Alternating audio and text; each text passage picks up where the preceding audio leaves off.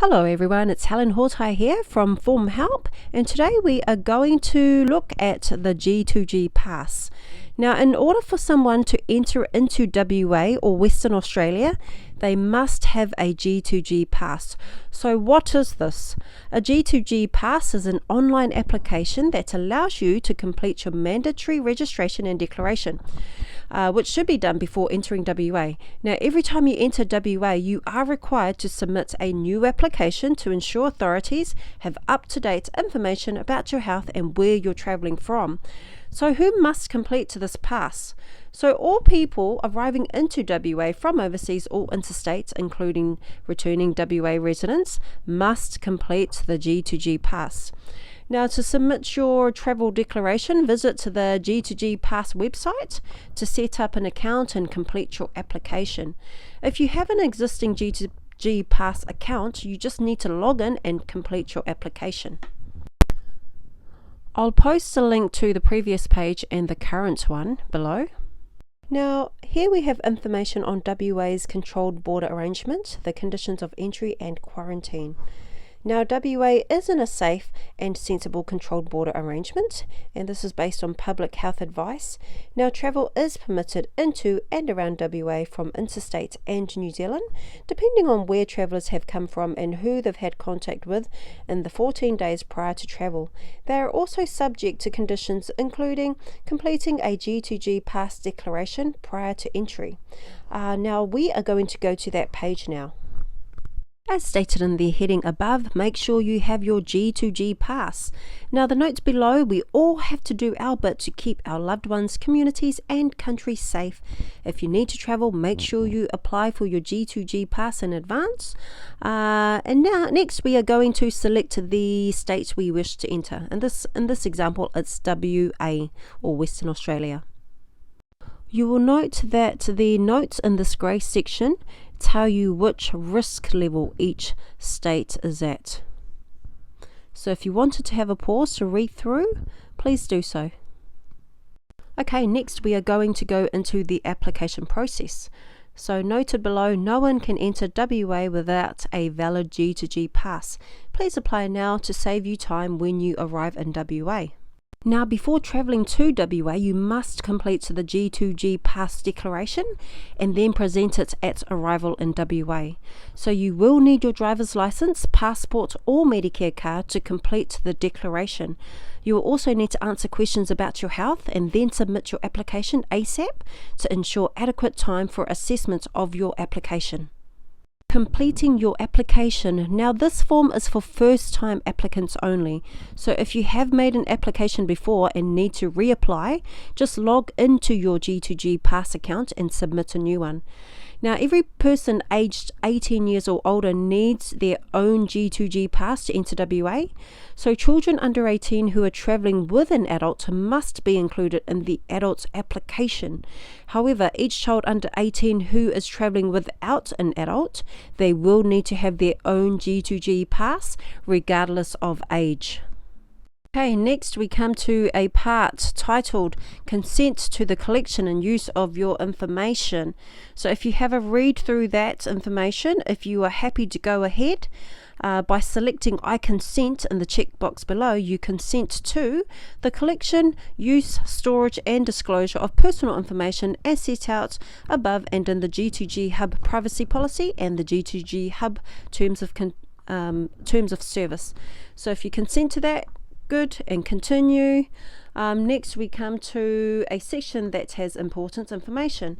So by pressing continue, you agree that you have read and understood the information on this page and the directions and complied with the requirements as stated. So if you're happy with that, press continue. Okay, now we have just completed the first step, and as you can see, there are 6 steps in this process. Next, we will need to put in our personal details, but as noted below in the blue box, again, this form is for first-time applicants only.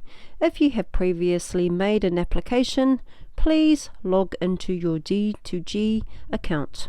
Okay, first part. Okay, we see here we need to enter your first name, or you need to enter your first name, your last name, your date of birth, your gender, and it has the drop box there,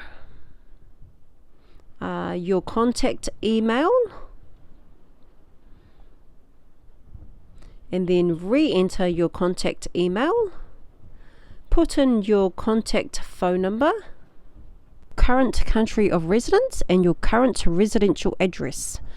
And then it has there, please enter one form of ID, either your driver's license number, your passport number, or your Medicare number. If you need mobility assistance, then yes or no. Next of kin, enter the full legal name of your next of kin to avoid rejection of your application.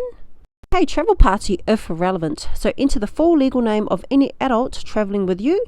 Each person 18 years and older must apply for their own G2G Pass. So you can put in their details there. If you need to remove the person, use that remove person button. If you need to add another person, click add another person. Now for accompanying children, again, if you need to add a child that is accompanying you, put in their details there. Okay, now we come to the travel details. Now what is your means of travel into WA? Is it via road, rail, air or sea? So make your selection. In this example I will choose air. So please select your main reason for travel. There is a drop box down there and it will come up with all the different places within WA. So make your selection there. Okay, on what date will you enter WA? Your point of entry, what is your intended address in WA? What is your flight number? And then select the carrier and your options are there. You will see you will need to provide details of why you need to travel to Western Australia, and you have a limit of 600 characters. Question: I have been overseas in the 14 days prior to my arrival into WA. Select yes or no. Please declare all states and territories you have been in or travelled through in the 14 days prior to your arrival into WA. Include any locations you transit through and the location you are travelling from immediately prior to your arrival into WA. So below here you can select any that apply to you. Now in this part you need to provide an address where you can quarantine for up to 14 days. Now this may not apply to domestic travellers depending on the risk levels, but have a read of that. Now please read and note the warning below that if the information you provide in this application is found to be false or misleading, this is punishable by a fine of $50,000 or imprisonment. If you're happy to go ahead, press continue. Now, if you are travelling via road, then select road.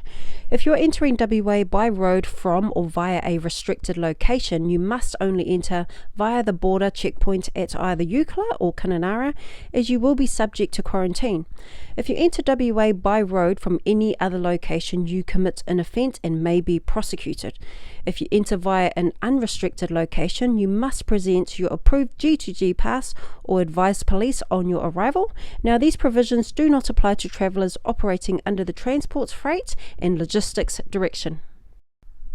Now in this section you just need to select your main reason for travel, and the drop box has all these different options for you to choose from.